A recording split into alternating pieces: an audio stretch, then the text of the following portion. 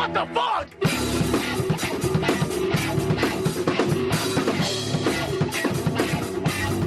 Hello and welcome to Taste Like Tea, a podcast in which I talk about myself. My name is Theo.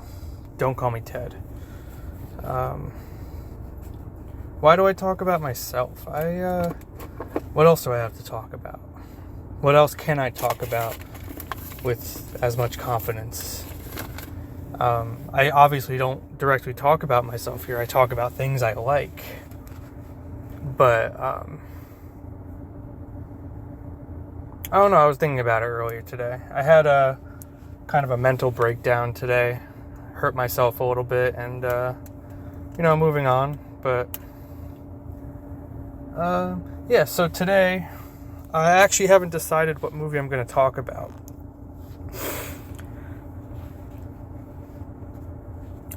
I'm sitting in my car, I'm about to drive home. Looking at my stuff. I'm looking at stuff from between the 4th and the 10th.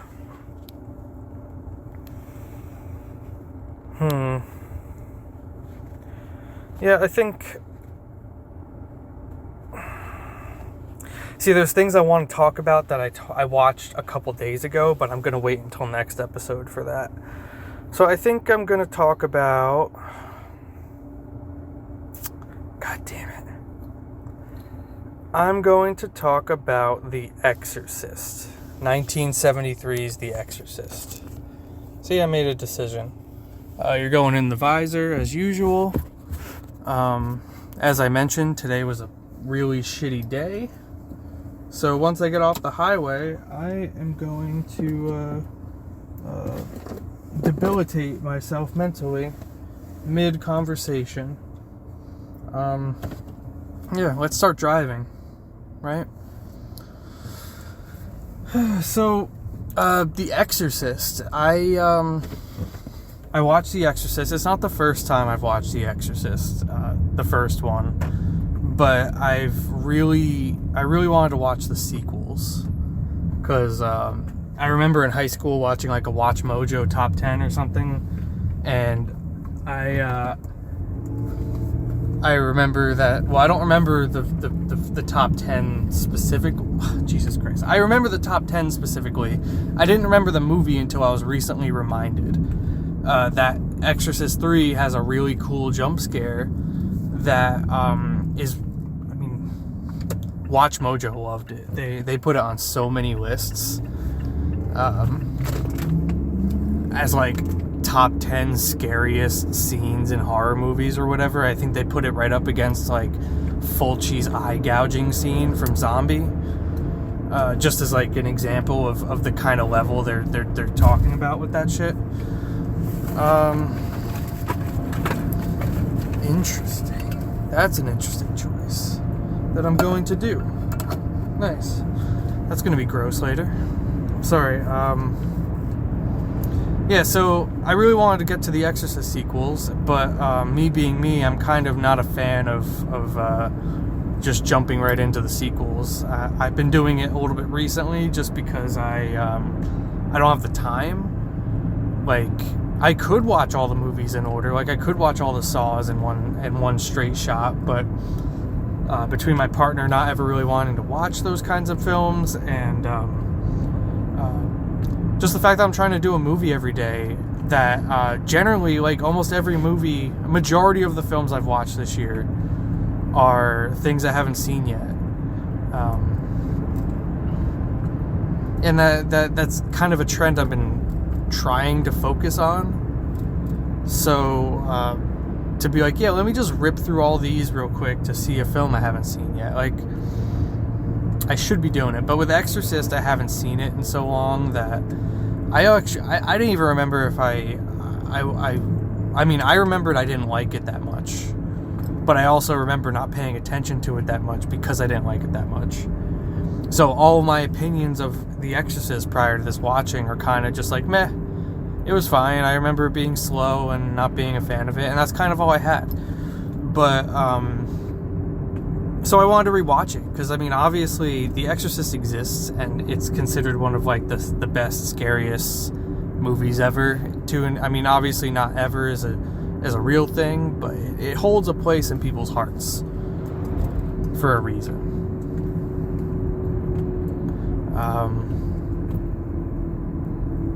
So The Exorcist exists, and I watched it, and why? So why? I already covered why. Oh, right. anythingbutted@gmail.com if you want to reach out to me. Questions, comments, concerns. I don't know. Basically anything but an insult, I would prefer, I'm cool with insults. I can kind of roll it off a little bit, but, who wants to be insulted? I don't. Alright. So The Exorcist, it's pretty obvious what the fuck it's about, right? It's almost like even people who don't watch horror movies know about The Exorcist. A little girl gets possessed, and they try to exorcise her, and she does little icky things. Things I never realized up until this rewatch is that it's like a movie about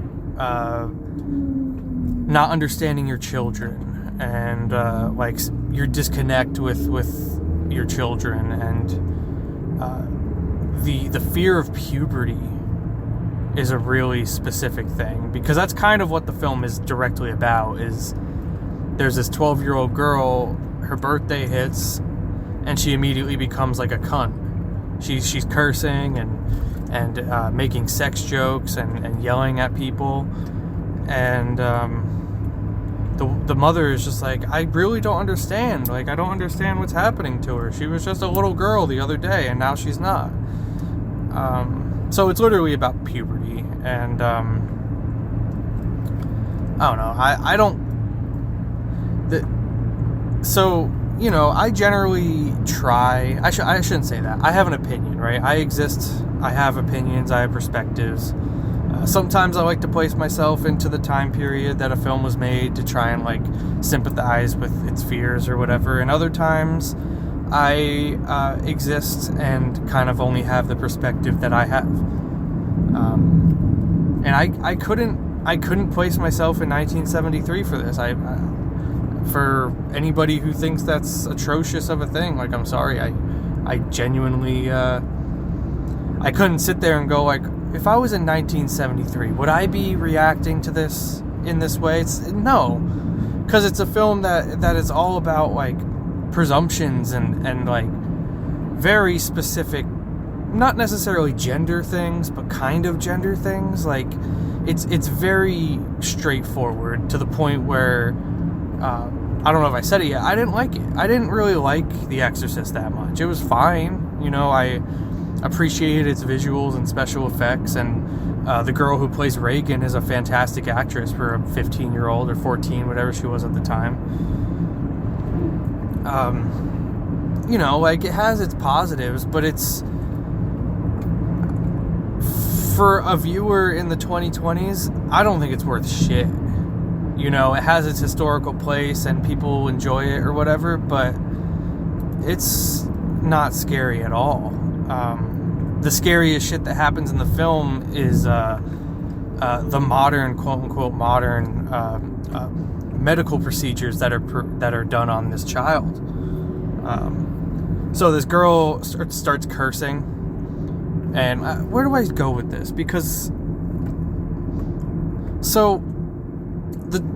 let's start there, right? The daughter starts cursing and being a little rude and outspoken, and I don't know, I think she she has there's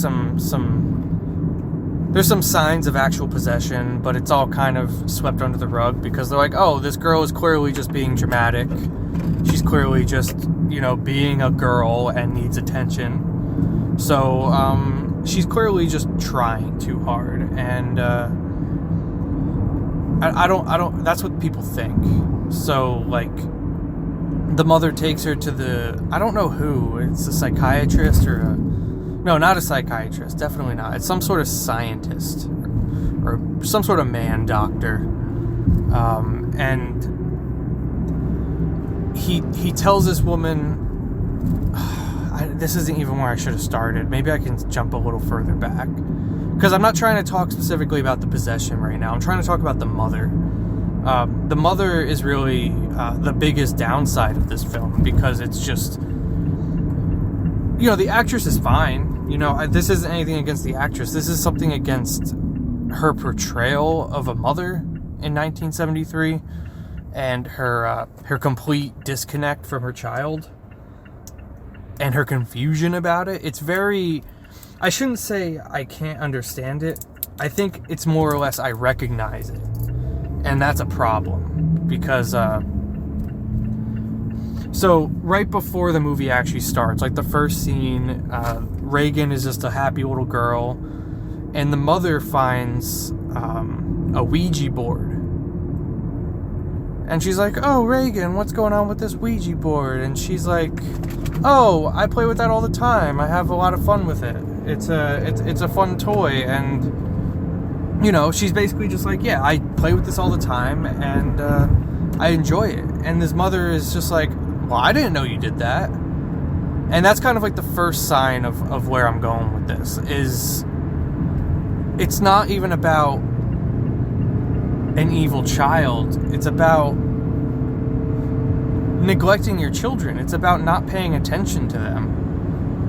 And that's exactly why this shit happens. Like, the possession obviously is in this exact, like, in-world situation. The possession is separate from her neglect, but it's the same thing. Her not understanding that her 13-year-old child, or 12-year-old, whatever she just turned, is going to get older and stop being some precious little angel is just, it's unfathomable to this woman. So, at first she's like, "Oh, I didn't know you played with a Ouija board. That's weird. You can't really play with those alone." She's like, "Yeah, you can. Like, I do it all the time. Here, let me show you." And, she shows her and immediately doesn't believe her once she gets it to work. Classic mom stuff in the movies. It doesn't believe their child whatsoever. So, jump to the doctor, right? And the doctor is saying something along the lines of, yeah, she's probably really traumatized by, she's probably really traumatized and angry about your divorce, and that you're always fighting in front of your husband in front of her. And that's a really good conclusion. I didn't even consider it, because they do talk about the divorce in the beginning film, and at the beginning of the film, and that's exactly what's causing a lot of this depression. He directly says she is depressed. She is depressed, and it's only going to get worse if you keep fighting in front of her like that, and like being dysfunctional the way you are. That's not him saying you have to fix something, because he immediately follows it up with, first she goes, "Well, should she see like a therapist or something?" He goes, No, that's dumb. That's a dumb idea from a dumb woman. We're going to give her Ritalin. And she's like, "Are you sure she doesn't just need a doctor?" And he's like, No. See, if she goes to a doctor, she's going to be crazy. She's going to be considered a loon. But here, if you give her Ritalin, she's just going to stop making noise and stop being annoying. And then you can forget about her problems, because they won't be there. She won't be able to tell you about her problems, because she'll be too sedated or fucked up or whatever to actually tell her. There's a guy in an Audi being a complete cunt right now, and it's exactly the kind of shit you expect from an Audi driver, and the fact that he's from Ohio does not help. G18730. I don't think you could get any information with license plate numbers anymore, except maybe a name and a model number.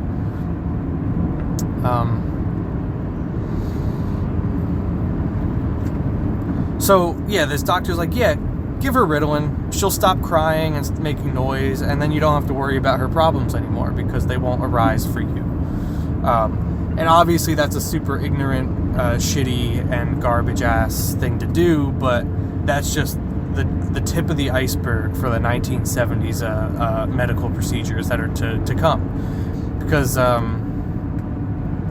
then to follow, they're like, yeah, let's start doing tests, right? And this will, like, send this girl to a fucking therapist, dude. Like, come on.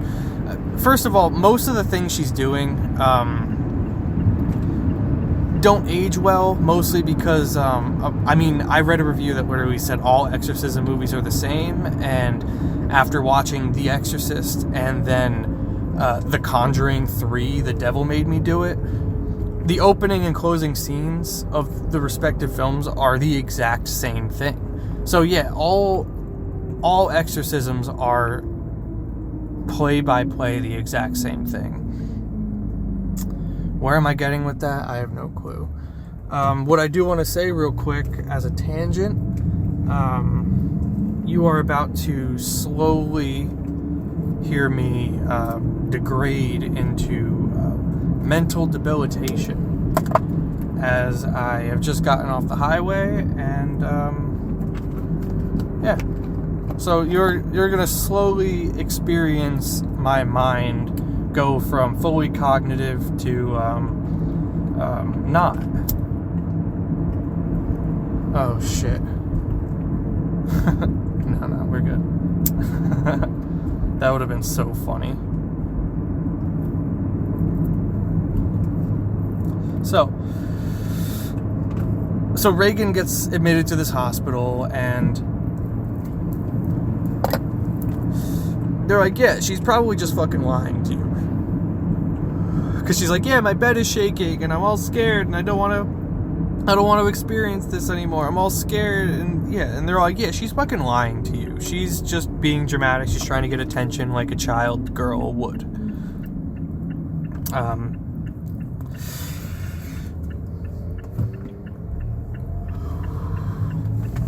So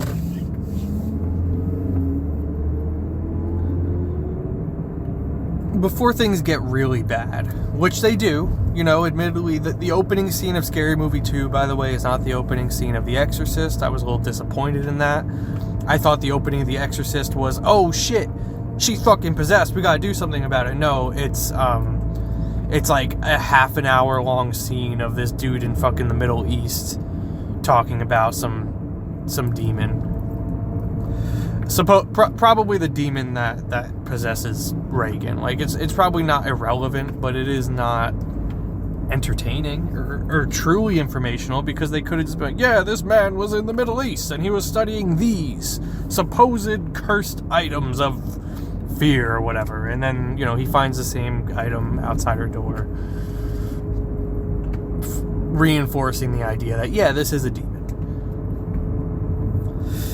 So before all that actually goes down, there's one last operation where I'm pretty sure they're doing a CAT scan. The thing is, it's the 70s. I don't recognize the equipment, but what they're doing is... sorry, I need to keep this lit. What they're doing is they're getting, like, the slices of the brain, you know, where they take a bunch of x-rays from different depths in your skull, so they can see different pieces of your brain from different angles. And that's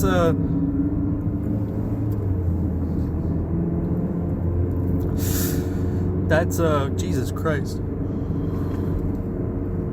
That's what they're doing. I'm pretty sure it's a CAT scan. I'm pretty sure I've gotten CAT scans before. They couldn't find a vein in my arm or my other arm or my wrist, so they put it in my fucking hand. That was fun. But what they do to... I really hope this isn't what CAT scans were like in the 70s, because it's fucking barbaric, dude. Like, to say that, like, yeah, cutting someone's leg off, when getting them drunk, cutting their leg off, and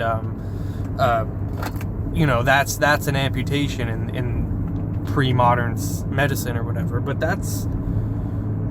This is, like, it's nowhere near that. It's still technology, but it's fucked, dude. Because, and again, I don't know if this is real or not.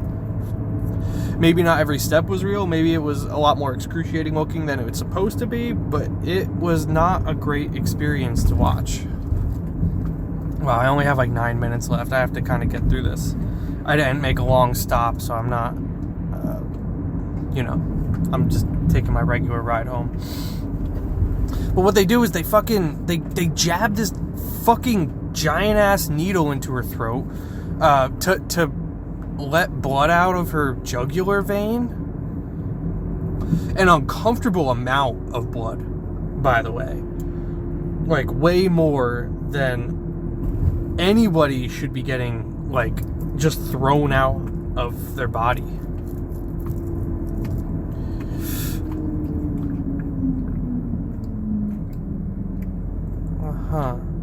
Amazon drivers should be ticketed more often. Because what the fuck is that, dude? Like, yeah, you're doing your job. I do not give a fuck. Obstructing traffic is dangerous. So, sorry, I'm not even getting through this CAT scan. I'm just dilly-dallying around. This is what happens when you debilitate your faculties, right? So they let out some blood in her throat, which pissed me off because that's so much blood, and to attach a tube to it. Why not just pre-attach the fucking tube, bro? Like, what the fuck? So yeah, they get, like, I don't even think it's a straight up needle. It's almost like a piece of wire they're putting through her throat up into her jugular to get, like, deep in there. I thought it was a camera at first. But then they lower this giant ass box and it starts like really loud, shaking, violent, clanging noises. And the girl starts screaming and freaking the fuck out. And I'm like, what the fuck, dude? She's not even possessed, like, not actually even possessed yet. And this is fucking terrible. Like I said in the review, and maybe I said 10 minutes ago or 20 minutes ago, wherever, the real horrors of The Exorcist is the 1970s medical field. The procedures used to do anything back then sucks. And I feel so bad for anybody who had to go through that. That's so fucked. I'm not even convinced that the CAT scan was hurting her. Although that's what I was convinced of at the time, because they're like, yeah, this is they're not lead. There's so much wrong with it. Like, they don't use the lead vest to cover the rest of her body. She's just fully exposed, and it's full automatic, just like hitting her with X-rays. And my little bit of knowledge of X-rays is that a lot of them really fast like that is damaging. And it could hypothetically hurt if it was like cooking you from the inside out. It could have been that she was just screaming out of fear because it was also just super fucking loud and scary. So maybe she was just freaking out. Whatever the case, it was horrifying. Then she gets possessed. She does the pissing on the floor thing. And then she makes some very over-the-top sex jokes that get a little exhausting after a while, but they're just about as pointless as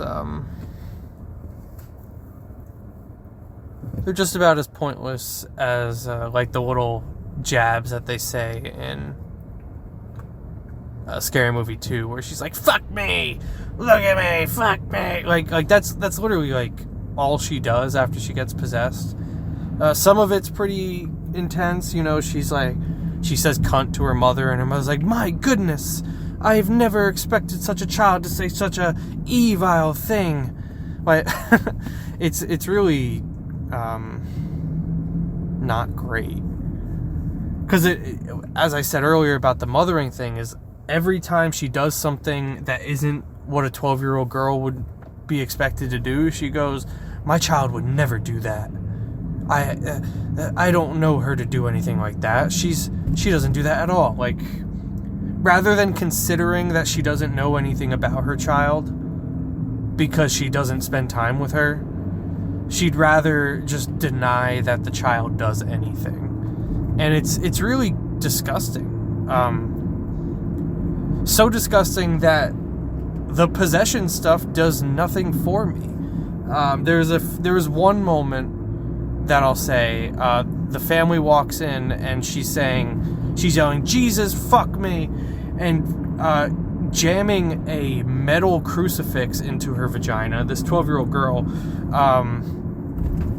That was very intense. There's a lot of blood everywhere, and I'm not sure if it's because she's stabbing herself with a metal crucifix or if it's because she broke her hymen. Both are possible. My first thought was that she's cutting herself up, and that is not like naturally occurring blood. That is,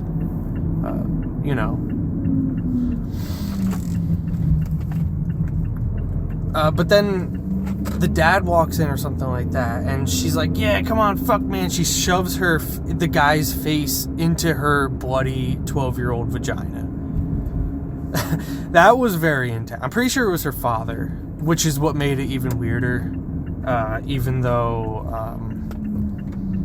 the priest probably also would have been weird, but they probably didn't want to directly talk about rapist priests.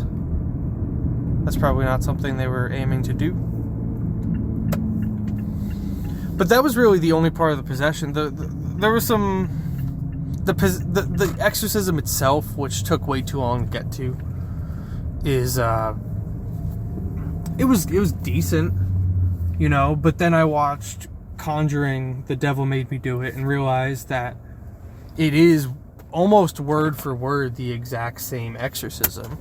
And it does a lot of the time always end with, "Take him, I am willing, take me, I want you to take," like he just egging on the demon to switch bodies, because maybe the sequels will, prove it, or maybe a exorcism film eventually will prove it, but seemingly exorcisms don't work. That seems to be the idea, is that no matter how much you believe in it, exorcisms aren't a thing. There's some things you could do to, like, maybe go against the demon or whatever.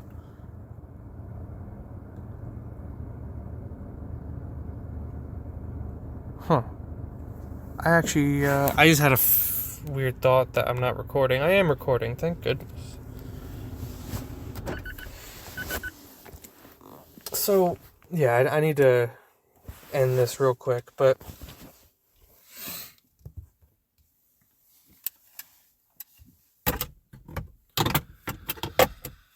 I was unimpressed, ultimately. The ending scene was decent until I realized that it was, it's the original one, so if anything, the other films are copying it, but it just shows that there's very little that can be different about those kinds of movies.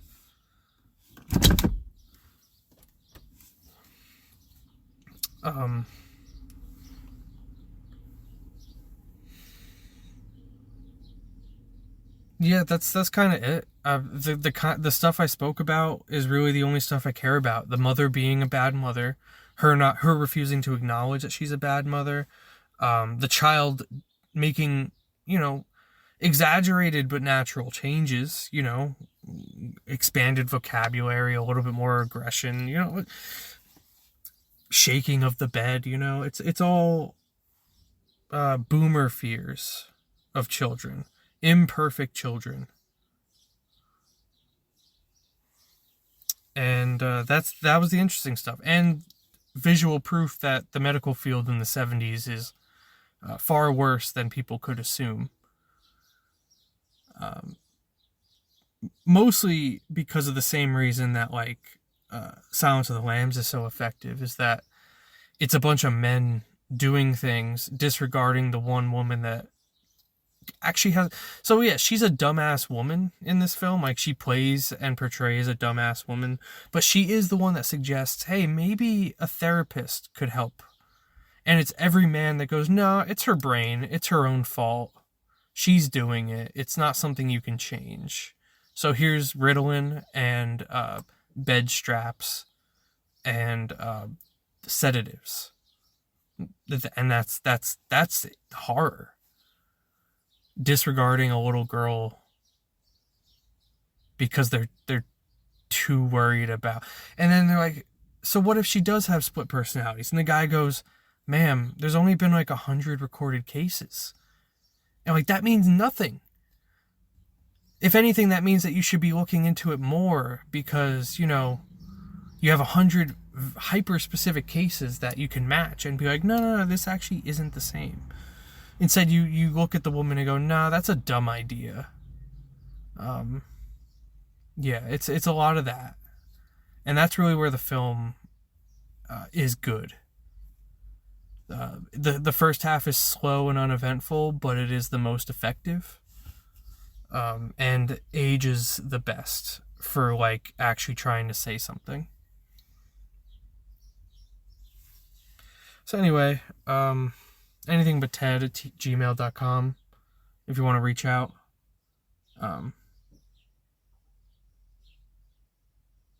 I was supposed to do what I watched my last episode, but I wasn't feeling it that day. So I definitely I think I'm going to try and do a what I watched next, but we'll see. We'll see what happens. So, you have been listening to Taste Like Tea, a podcast about me. I am tea, and tea is me.